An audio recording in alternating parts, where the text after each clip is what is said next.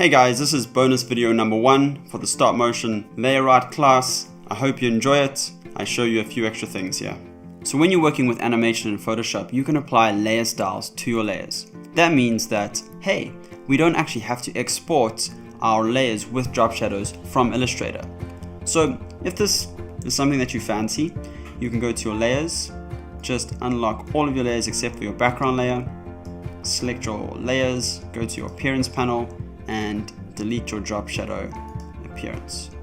Now everything's flat. So you go File, Export as. I'm going to say Use Artboards. I'm going to call this Lake Flat.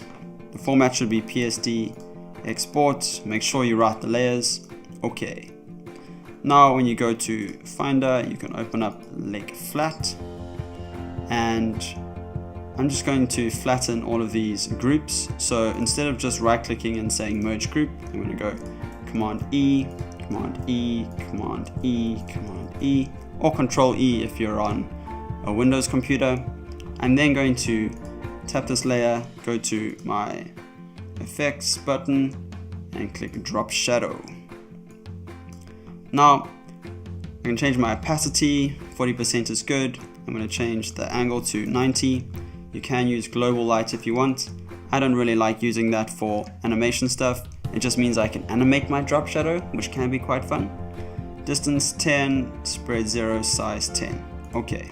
I then right click this and say copy layer styles, select the rest of my layers, and then I paste the layer style.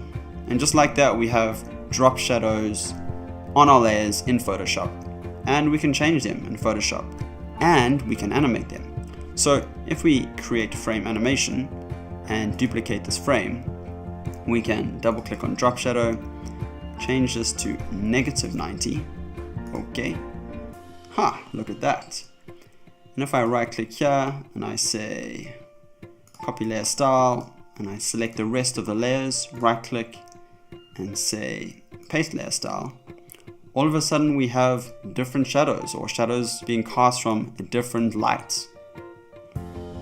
So if we go from frame 1 to frame 2, hey, check that out.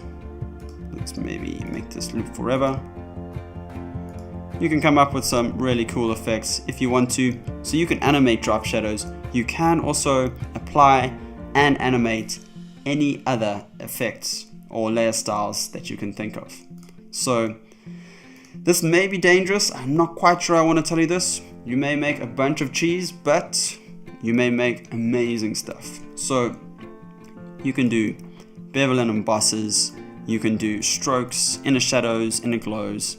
All of those layer styles you can animate, which is super powerful.